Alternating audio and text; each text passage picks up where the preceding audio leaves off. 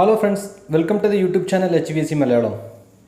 ഇന്നത്തെ വീഡിയോയിൽ നമ്മൾ നോക്കാൻ പോകുന്നത് റെഫ്രിജറേഷൻ ആൻഡ് എയർ കണ്ടീഷനിങ് സിസ്റ്റത്തിൽ ലിക്വിഡ് ലൈനിൽ എന്തിനാണ് ലിക്വിഡ് ലൈൻ സോളിനോയിഡ് വാൾവ് ഉപയോഗിക്കുന്നത് അതിനെക്കുറിച്ചാണ് ഇന്നത്തെ video. Liquid line solenoid valve കൂടുതലായിട്ട് ഉപയോഗിക്കുന്നത് കൊമേഴ്ഷ്യൽ എയർ കണ്ടീഷണറുകളിലും റെഫ്രിജറേഷൻ സിസ്റ്റങ്ങളിലുമാണ് ലിക്വിഡ് ലൈൻ സോളിനോയിഡ് വാൾവ് കൂടുതലായിട്ട് ഉപയോഗിക്കുന്നത്. പാക്കേജ് യൂണിറ്റ് പോലെയുള്ള യൂണിറ്റുകളിൽ, അതേപോലെ central air conditioner, air cooled chillers, അതിലാണ് മറ്റേ വാക്കിംഗ് ഫ്രീസേഴ്സ്, അത്തരം യൂണിറ്റുകളിലാണ് കൂടുതലായിട്ടും ലിക്വിഡ് ലൈൻ സോളിനോയിഡ് വാൾവ് കൂടുതലായിട്ട് ഉപയോഗിക്കുന്നത്.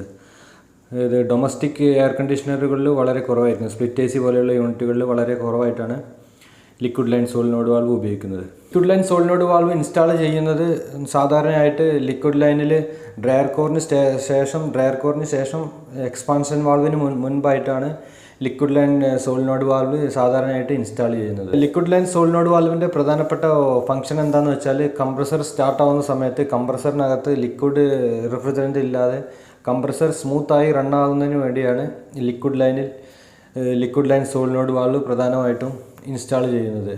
അതെങ്ങനെയാണെന്ന് വെച്ചാൽ, ഫോർ എക്സാമ്പിൾ നിങ്ങൾ സിസ്റ്റത്തിന് ഓഫ് ചെയ്യുകയാണ്, ചില്ലർ അല്ലെങ്കിൽ തെർമോസ്റ്റാറ്റിൽ നിങ്ങൾ സിസ്റ്റത്തിന് ഓഫ് ചെയ്യുകയാണെങ്കിൽ ഡയറക്റ്റ് കംപ്രസർ ഓഫ് ആവാതെ അതിൻ്റെ പവർ ഡിസ്കണക്ട് ചെയ്യുന്നത് ലിക്വിഡ് ലൈൻ സോളിനോയിഡ് വാൾവിൻ്റെ പവറാണ് ഡിസ്കണക്ട് ആവുന്നത്. ആദ്യം അതിൻ്റെ കൺട്രോൾ അത്തരത്തിലാണ് ഡിസൈൻ ചെയ്തിട്ടുണ്ടാവുക. അപ്പോൾ കംപ്രസർ ഓഫ് ആകുന്നതിന് മുന്നേ liquid line solenoid valve close ആവുകയും ഇവാപ്പറേറ്ററിലുള്ള റെഫ്രിജറൻറ്റ് കണ്ടൻസറിൽ സ്റ്റോർ ചെയ്യുകയും ചെയ്യും. അതിനുശേഷം 30 PSI അല്ലെങ്കിൽ അതിന് താഴെ ഇവാപ്പറേറ്റർ പ്രഷർ വന്നിട്ട് അതിന് ശേഷമാണ് കംപ്രസർ ഓഫ് ആവുന്നത്. ഇൻ കേസ് ഇപ്പോൾ വലിയ സിസ്റ്റങ്ങൾ, വലിയ കൊമേഴ്ഷ്യൽ എയർ കണ്ടീഷനിങ് സിസ്റ്റങ്ങളിൽ ഇപ്പോൾ ലിക്വിഡ് ലൈനിൽ സോളിനോയിഡ് വാൾവ് യൂസ് ചെയ്യുന്നില്ല. അപ്പോൾ എന്താ സംഭവിക്കുന്നത് നമുക്ക് നോക്കാം. ഇൻ കേസ് യൂസ് ചെയ്യുന്നില്ലെങ്കിൽ സിസ്റ്റം ഓഫ് ആവുന്ന സമയത്ത് സിസ്റ്റത്തിലുള്ള റെഫ്രിജറൻറ്റ് എല്ലാ സ്ഥലത്തും ഈക്വലൈസ് ആവും. കണ്ടൻസറിലും ഇവാപ്പറേറ്ററിലായിട്ട് അത് ഈക്വലൈസ് ആവും. അപ്പോൾ സക്ഷനിലും കംപ്രസറിലുള്ള വേപ്പർ റെഫ്രിജറൻറ്റ്, ഇവാപ്പറേറ്ററിലുള്ള റെഫ്രിജറൻറ്റ് അത് ലിക്വിഡിലേക്ക് കൺവേർട്ട് ആവാൻ സാധ്യതയുണ്ട്. ആംബിയൻറ്റ് ടെമ്പറേച്ചറെല്ലാം കുറയുന്ന സമയത്ത് വേപ്പർ റെഫ്രിജറൻറ്റ് ലിക്വിഡിലേക്ക് കൺവേർട്ട് ആവുകയും കംപ്രസറിലെ ഓയിലിൻ്റെ കൂടെ ലിക്വിഡ് റെഫ്രിജറൻറ്റ് മിക്സ് ആവും. അപ്പോൾ എന്താ സംഭവിക്കുന്നത്, കംപ്രസർ സ്റ്റാർട്ട് ആവുന്ന സമയത്ത് കംപ്രസറിനകത്ത് പ്രോപ്പറായിട്ട് ലൂബ്രിക്കേഷൻ കിട്ടില്ല. കംപ്രഷൻ ചാമ്പറിൽ ലിക്വിഡ് റെഫ്രിജറൻറ്റ് പ്രവേശിക്കുകയും കംപ്രസർ കൂടുതലായിട്ട് ഡാമേജ് ആവാൻ സാധ്യതയുണ്ട്. അപ്പോൾ അതൊക്കെ ഒഴിവാക്കാൻ വേണ്ടിയിട്ടാണ് liquid line solenoid valve use ചെയ്യുന്നത്. ഇനി നമുക്ക് നോക്കാം liquid line solenoid valve DX type യൂണിറ്റിൽ എങ്ങനെയാണ് ഓൺ ഓഫ് ആവുന്നത്, ചില്ലറിൽ എങ്ങനെയാണ് ഇതിൻ്റെ liquid line solenoid valve on of system എങ്ങനെയാണെന്ന് നമുക്ക് നോക്കാം.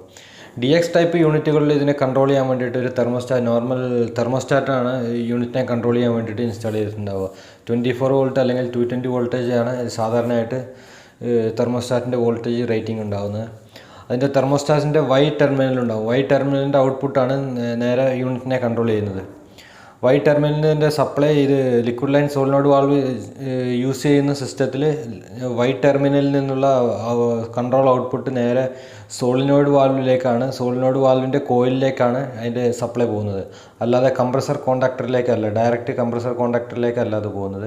DX ടൈപ്പ് സിസ്റ്റത്തിൽ pump down control system use ചെയ്യുന്ന സിസ്റ്റങ്ങളിൽ കംപ്രസർ കോണ്ടാക്ടറിലേക്കുള്ള കോയിൽ വോൾട്ടേജ് സപ്ലൈ സെപ്പറേറ്റ് നമ്മൾ എടുക്കണം. തെർമോസ്റ്റാറ്റ് വഴി അല്ലാതെ ഡയറക്റ്റ് ഒരു സപ്ലൈ ലോ പ്രഷർ സ്വിച്ച് വഴിയാണ് ഇത് കംപ്രസർ കോണ്ടാക്ടറിൻ്റെ എനർജൈസ് ചെയ്യാൻ വേണ്ടിയിട്ട് നമ്മൾ യൂസ് ചെയ്യുന്നത്.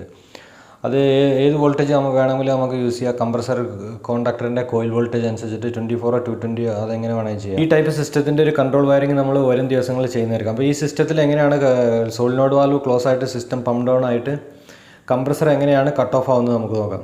ഇപ്പോൾ ഫോർ എക്സാമ്പിൾ ഇപ്പോൾ സിസ്റ്റം റൂം ടെമ്പറേച്ചർ അച്ചീവ് ആയി, അപ്പോൾ തെർമോസ്റ്റാറ്റിൻ്റെ കൂളിങ്ങിൻ്റെ ഔട്ട്പുട്ട് ഉണ്ടല്ലോ, Y ടെർമിനലിലുള്ള ഔട്ട്പുട്ട് അത് ഡിസ്കണക്റ്റ് ആവുകയും സോളിനോയിഡ് വാൾവ് ക്ലോസ് ആവുകയും ചെയ്യുന്നു. അപ്പോൾ ആ സമയത്ത് കംപ്രസർ വർക്കായിക്കൊണ്ടിരിക്കുകയും ചെയ്യുന്നു. കാരണം കംപ്രസർ കോണ്ടാക്ടറിലേക്കുള്ള supply separate low pressure switch വഴിയാണ് കൊടുത്തിരിക്കുന്നത്. അത് കാരണം കംപ്രസർ വർക്കായിക്കൊണ്ടിരിക്കുകയും ഇവാപ്പറേറ്ററിൽ നിന്നുള്ള റെഫ്രിജറൻറ്റ് ഫുള്ള് വലിച്ചിട്ട് കണ്ടൻസറിലേക്ക് ഡിസ്ചാർജ് ചെയ്യുകയും കണ്ടൻസറിൽ സ്റ്റോർ ചെയ്യുന്നു. ലോ പ്രഷർ സ്വിച്ചിൻ്റെ കട്ടൗട്ട് റേഞ്ചിന് താഴെ സക്ഷൻ പ്രഷർ വരികയാണെങ്കിൽ ആ സമയത്താണ് കംപ്രസർ കോണ്ടാക്ടറിലേക്കുള്ള പവർ ഡിസ്കണക്റ്റ് ആവുകയും ചെയ്യുന്നു. കംപ്രസർ ഫുള്ളായിട്ട് ഓഫ് ആവുകയും ചെയ്യുന്നു. തിരിച്ച് കംപ്രസർ ഓൺ ആവുന്ന സമയത്ത് റൂം ടെമ്പറേച്ചർ റൈസ് ആയിട്ട് തെർമോസ്റ്റാറ്റിൽ നിന്നുള്ള cooling output power supply liquid line solenoid കോയിലിലേക്ക് പോവുകയും സോളിനോഡ് വാൾവ് തിരിച്ച് ഓപ്പൺ ആവുക. ആ സമയത്ത് കണ്ടൻസറിൽ സ്റ്റോർ ആയിരിക്കുന്ന റെഫ്രിജറൻറ്റ് ഇവാപ്പറേറ്ററിലേക്ക് പ്രവേശിക്കുകയും സക്ഷൻ പ്രഷർ ഇൻക്രീസ് ആവുന്നു. സക്ഷൻ പ്രഷർ ഇൻക്രീസ് ആയാൽ ഓട്ടോമാറ്റിക്കായി ലോ പ്രഷർ സ്വിച്ച് ഓപ്പൺ ആയി കിടക്കുന്നത് അതിൻ്റെ കോൺടാക്ട് പോയിന്റ് ക്ലോസ് ആവുകയും കംപ്രസർ കോൺടാക്ടർ എനർജൈസ് ആവുകയും കംപ്രസർ വർക്കാവുകയും ചെയ്യുന്നു. ഈ തരത്തിലാണ് DX യൂണിറ്റിൽ പമ്പ് ഡൗൺ സിസ്റ്റം വർക്കാവുന്നത്. ഇനി നമുക്ക് നോക്കാം ചില്ലർ സിസ്റ്റങ്ങളിൽ എങ്ങനെയാണ് സിസ്റ്റം പമ്പ് ഡൗൺ ആവുന്നതെന്നും കംപ്രസർ എങ്ങനെയാണ് കട്ട് ഓഫ് ആക്കുന്നതെന്നും. ചില്ലർ സിസ്റ്റങ്ങളിൽ കൂടുതലായിട്ട് യൂണിറ്റിനെ കൺട്രോൾ ചെയ്യാൻ വേണ്ടിയിട്ട് യൂസ് ചെയ്യുന്നത് മൈക്രോ പ്രൊസസ്സർ ബോർഡുകളാണ്. അപ്പോൾ അതിൽ ഓൾറെഡി സെറ്റ് ചെയ്തിട്ടുണ്ടാവും, എല്ലാ സെറ്റിംഗ് അതിൽ സെറ്റ് ചെയ്ത് വെച്ചിട്ടുണ്ടാവും. പമ്പ് ഡൗൺ ആകുമ്പോൾ ഇത്ര സക്ഷൻ പ്രഷർ ഇത്ര PSI ആയിക്കഴിഞ്ഞാൽ കംപ്രസറിനെ കട്ട് ഓഫ് ആക്കണം. ഇത് കട്ട് ഓഫ് ആവുന്നതിന് മുന്നായിട്ട് ലിക്വിഡ് ലൈൻ സോളിനോഡ് വാൽവിൻ്റെ പവർ ഡിസ്കണക്ട് ചെയ്യണം. എല്ലാം അതിൽ മൈക്രോ പ്രൊസസ്സർ ബോർഡിൽ സെറ്റ് ചെയ്തിട്ടുണ്ടാവും. അപ്പോൾ കംപ്രസർ കട്ട് ഓഫ് ആവുന്ന സമയത്ത് first liquid line solenoid valve close ചെയ്യുകയും സക്ഷനിലെ റെഫ്രിജറൻറ്റ് ഫുള്ള് കണ്ടൻസറിലേക്ക് ഡിസ്ചാർജ് ചെയ്യുകയും ചെയ്യുന്നു. അപ്പോൾ അതിൽ ഫാക്ടറി സെറ്റ് ചെയ്തിട്ടുണ്ടാവും ഇത്ര PSI, ഫോർ എക്സാമ്പിൾ 30 PSI വന്നു കഴിഞ്ഞാൽ കംപ്രസർ കട്ട് ഓഫ് ആകണം. അപ്പോൾ അത് വർക്കായിക്കൊണ്ടിരിക്കുന്ന സമയത്ത് സക്ഷൻ പ്രഷർ 30 PSIക്ക് താഴെ വരികയാണെങ്കിൽ കംപ്രസർ ഓട്ടോമാറ്റിക്കായി കട്ട് ഓഫ് ആകുന്നു. ഈ തരത്തിലാണ് ചില്ലർ സിസ്റ്റങ്ങളിൽ കംപ്രസർ പമ്പ് ഡൗൺ സിസ്റ്റം വർക്കാവുന്നത്. അല്ലാതെ DX സിസ്റ്റത്തിലെ പോലെ ലോ പ്രഷർ സ്വിച്ച് യൂസ് ചെയ്തിട്ടല്ല കംപ്രസറിനെ ഓൺ ഓഫ് ചെയ്യുന്നത്. ഇതിൽ ട്രാൻസ്ഡ്യൂസറാണ് യൂസ് ചെയ്യുന്നത്. പ്രഷർ റീഡിങ് ചെയ്യുന്നതിന് വേണ്ടി ട്രാൻസ്ഡ്യൂസറാണ് യൂസ് ചെയ്തിട്ടുണ്ടാവുക. ഈ ടൈപ്പ് സോളിനോഡ് വാൽവാണ് ലിക്വിഡ് ലൈനിൽ സാധാരണയായിട്ട് ഇൻസ്റ്റാൾ ചെയ്യുന്നത്.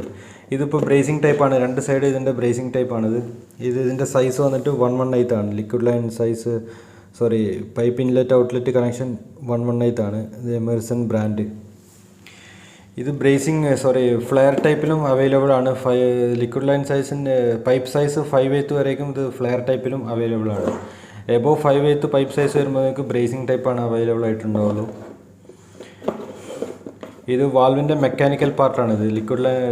സോളിനോഡ് വാൽവിൻ്റെ മെക്കാനിക്കൽ പാർട്ടാണിത്. ഇതിൻ്റെ ഇലക്ട്രിക്കൽ പാർട്സ് വന്നിട്ട് ഇതാണ്. ഇത് സോളിനോഡ് കോയിൽ എന്നാണ് ഇതിൻ്റെ പേര്. ഇതിൻ്റെ മുകളിൽ ഇതുപോലെ ഫിറ്റ് ചെയ്യുന്നു. സോളിനോഡ് കോയിലിൽ പവർ കൊടുക്കുമ്പോൾ ഇത് വാൽവ് ഓപ്പൺ ആവുകയും പവർ ഡിസ്കണക്റ്റ് ആകുമ്പോൾ വാൽവ് ക്ലോസ് ആവുകയും ചെയ്യുന്നു. ഇതിൻ്റെ കോയിൽ വോൾട്ടേജ് വന്നിട്ട് എയർ കണ്ടീഷണറുകളിൽ യൂസ് ചെയ്യുന്നത് 24 വോൾട്ട് വരാം, 110 വോൾട്ടേജ് വരാം, 240 വോൾട്ടേജ് വരാം. ഈ 3 വോൾട്ടേജുകളിലാണ് കൂടുതലായിട്ടും കാണപ്പെടുന്നത്.